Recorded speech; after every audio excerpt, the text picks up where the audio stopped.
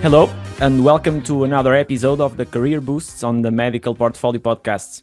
I'm your host, Ricardo Ladeiras Lopes, and today I'm thrilled to introduce our distinguished guest, Dr. Hany Ragy. Dr. Ragy is a consultant cardiologist and former head of the cardiology unit at the National Heart Institute, the largest public cardiology hospital in Egypt. Now dedicated to interventional cardiology, Dr. Ragy's journey through the realm of medicine is nothing short of remarkable, with expertise spanning clinical care, education, and research, as well as contributing significantly to global medical societies. Thank you, Dr. Ragy, for joining us today. Thank you very much, Dr. Lopez. Thank you, Ricardo. It's an honor to be here. Thank you so much. Now, let's dive into the heart of the matter. So, could you encapsulate your professional journey in a brief narrative, highlighting its pivotal moments and milestones? I'm lucky because I've been a cardiologist now for 43 years. And I joined Egypt's National Heart Institute in May 1982, just 2 years and a little bit after I graduated.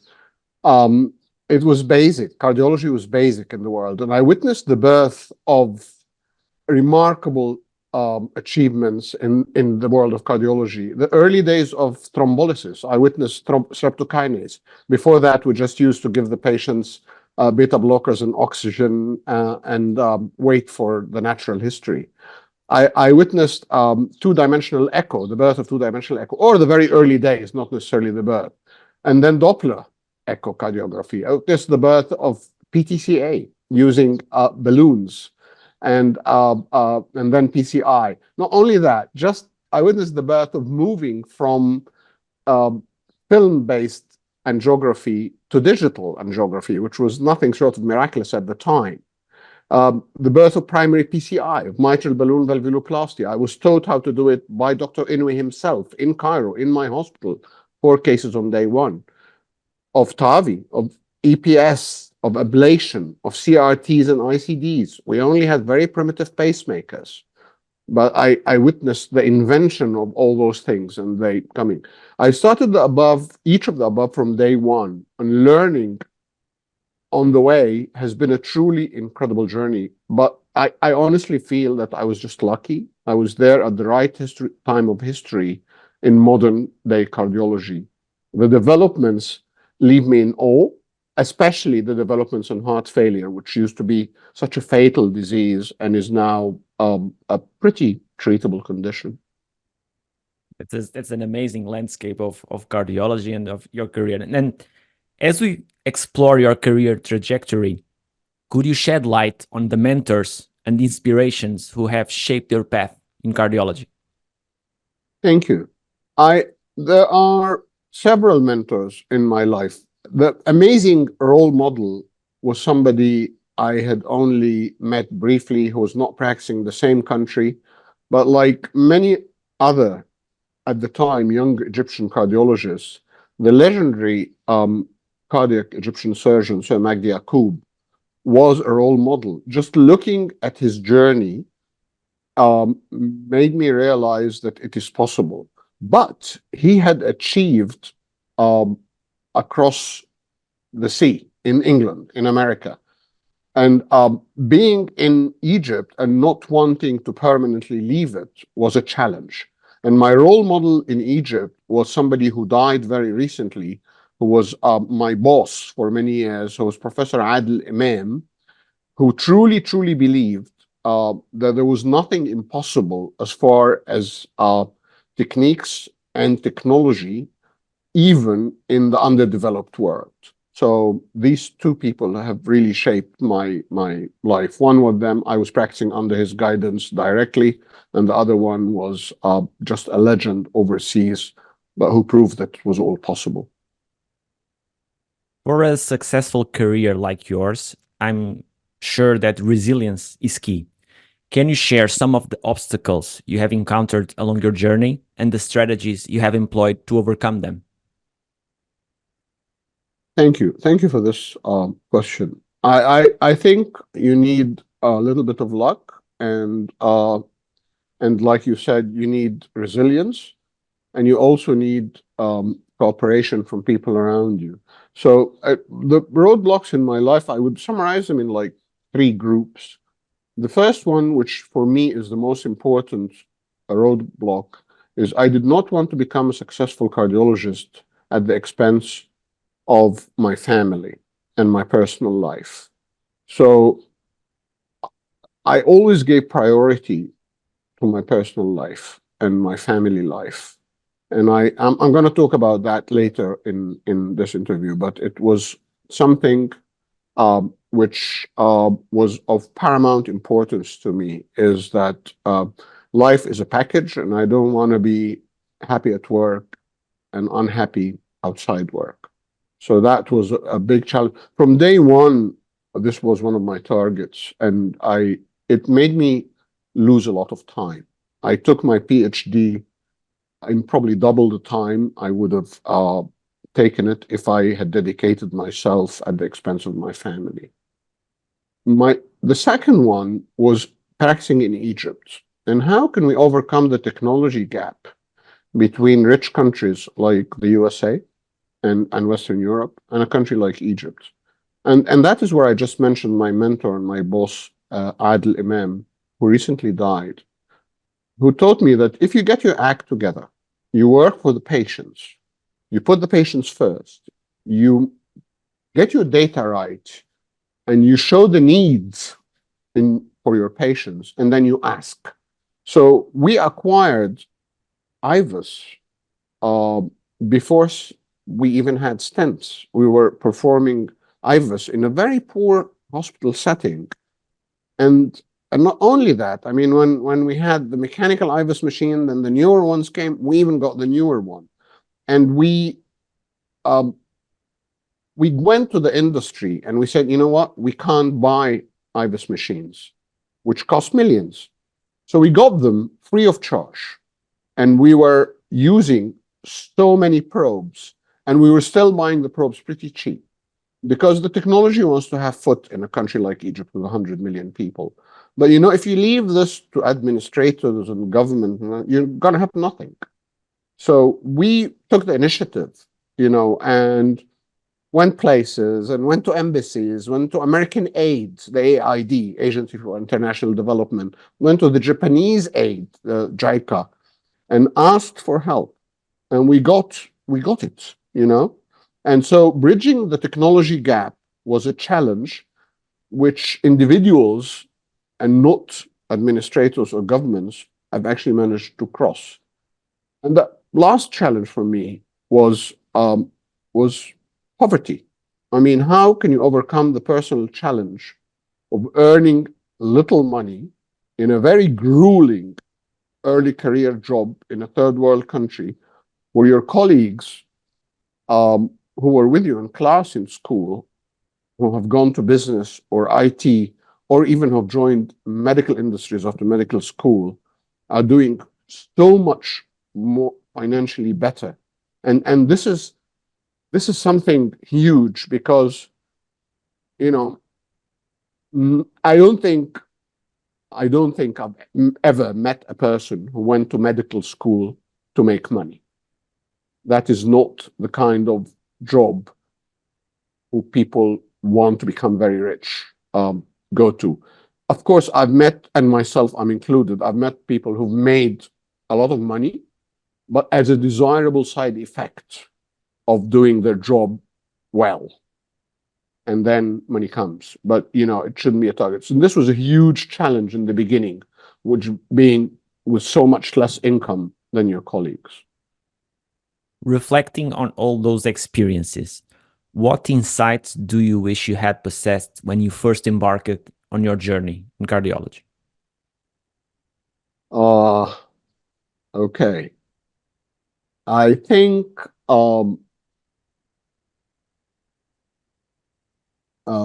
when I started cardiology in the early 80s, cardiology was very primitive. And I was very impressed with all the technologies that were coming at the time from CCUs. I mean, when I really started, we didn't even have a CCU. And I was very impressed with all the technology, but I missed something huge, which is I did not realize how important preventive cardiology is. and how linked to politics and to the lack of a sponsoring industry preventive cardiology is. If I had known that, I would have dedicated so much more of my life to preventive cardiology, which I'm doing now. But now I'm much more near the end of my career than at the beginning. So preventive cardiology is what we should be doing. We can spare humanity so much pain.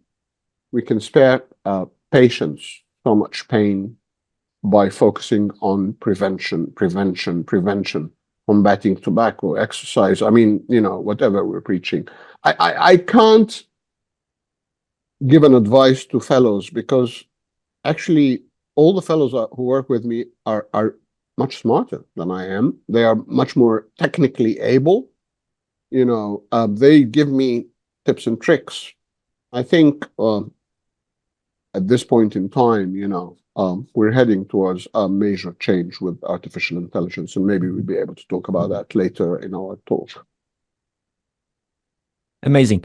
For the next question, you've briefly touched it, emphasizing that the family and your private and personal life had a very strong place in your career, and balancing professional demands with personal well-being is an ongoing challenge for all of us.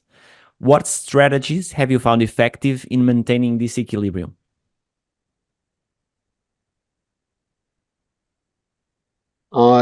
It's very difficult. Number one, it's like a team thing. I mean, you don't do it on your own.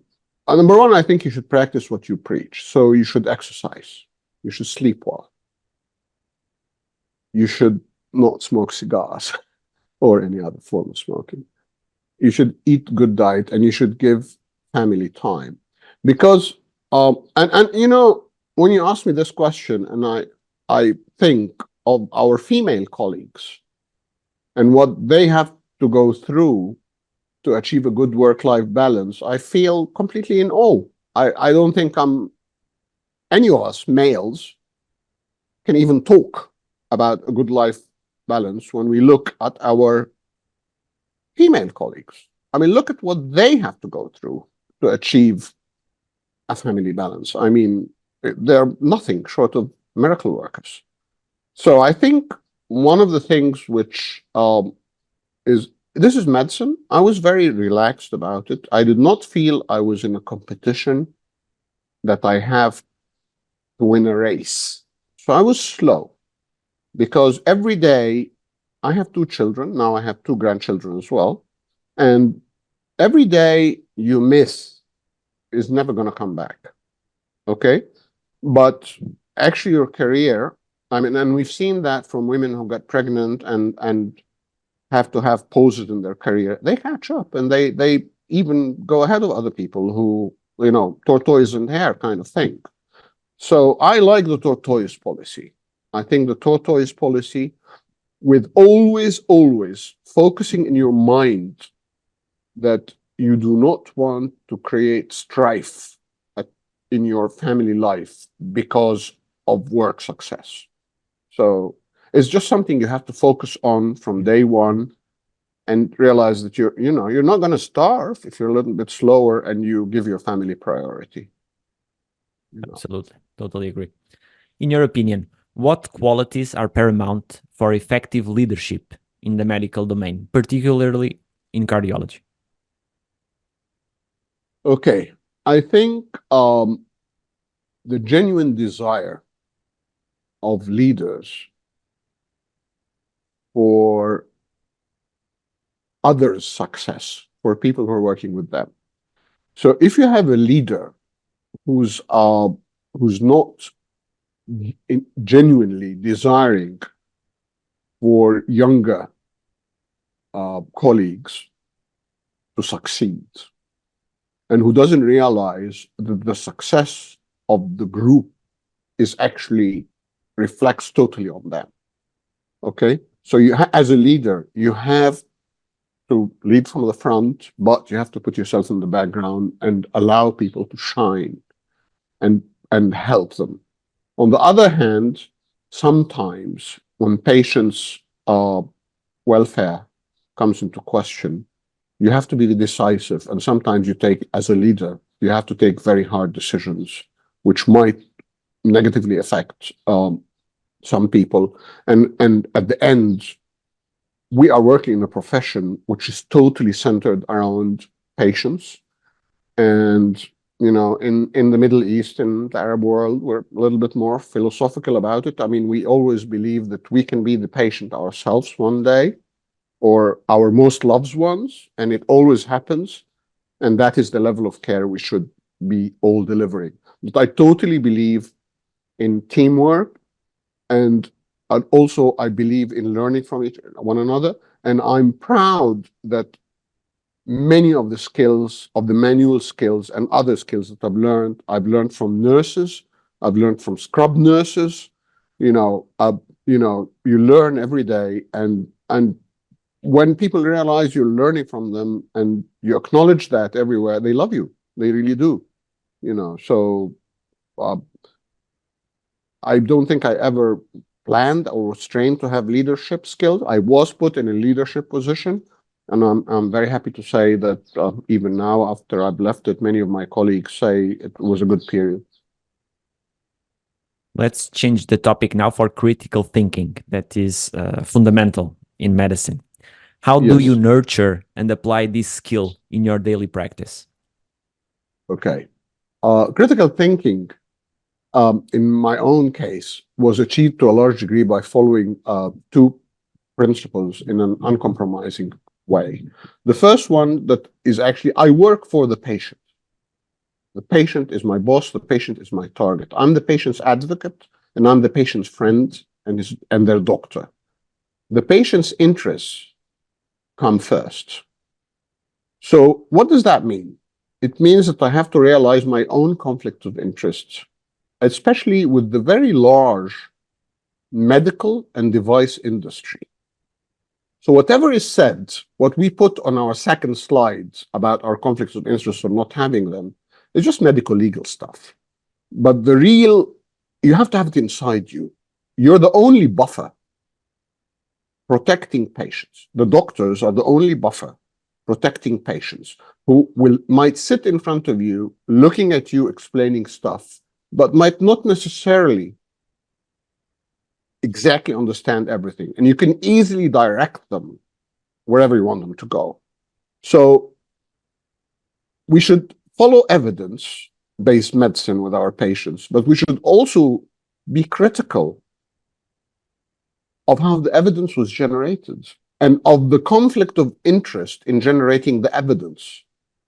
And we should be extremely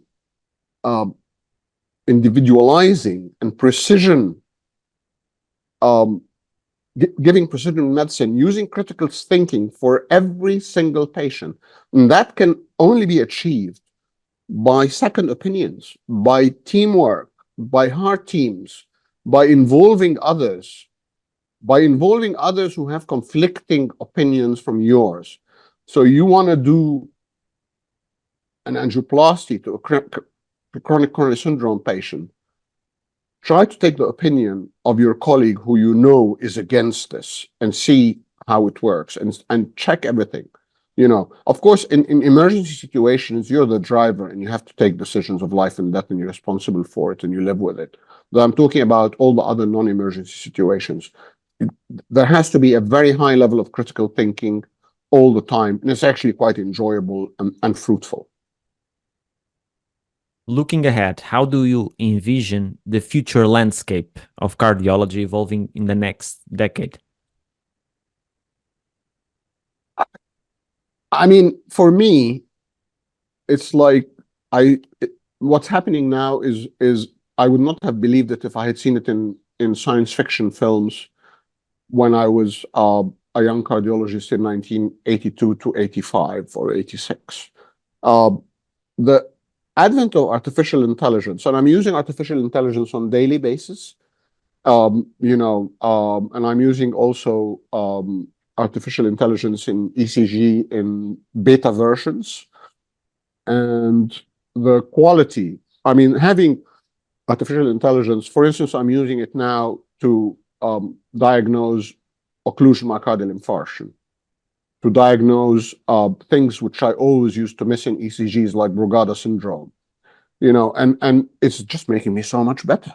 And so I believe that artificial intelligence, along with robotic procedures, is going to be the way to go. And I don't feel threatened by it at all. I think, on the contrary, I think younger doctors now. I think I'm so lucky that I lived to witness the birth of this. I'm probably not going to witness its peak and its, but I think younger doctors now should focus on getting their AI skills, on learning how to use AI to the benefit of medicine and to the benefit of patients, and how to use robotic measure. I think this is going to make generations of younger doctors super doctors in so much shorter time than the time we had to learn stuff. It's like we had to learn to drive, and now you're going to buy a self-driving car. It's an anecdote. Yeah. So looking forward to seeing this happen. I totally agree with you. I think that artificial intelligence won't substitute anyone, but it will brilliantly complement the human touch and the cardiovascular medicine that we practice at this time. Can I say something? Yeah, of course. Okay. I think many doctors don't have excellent communication skills with patients. And I think that the role of the doctors in communication with patients is going to be so much bigger once artificial intelligence is in place, because there will be much more time for it. And AI can't really do that. AI can't communicate on human eye-to-eye things. So I would love for younger doctors to learn communication skills, conflict resolution, things which AI can't do. Shifting our focus, let's address gender inequalities in medicine. Do you believe these disparities still exist? And have you personally encountered them? Thank you for this question. I think it's very important. Yes, I think that gender disparities still persist, and I think we should all work on ending this. And I've certainly worked actively on ending gender disparities against female cardiologists and interventional cardiologists and nurses in my hospital. I believe all systems should realize the barriers in front of female cardiologists and female colleagues in whatever specialty, and should work together to avoid making those barriers slow them down and affect their career. And this is important. But I think this is the only way forward. But I think also, coming from the Middle East and from Egypt, I think there are many other disparities which we don't mention, which like race disparities, color disparities, class disparities, people from much less privileged backgrounds becoming doctors and facing disparities, religion disparities. And many of those who are facing disparities are not vocal about it for the fear of retribution.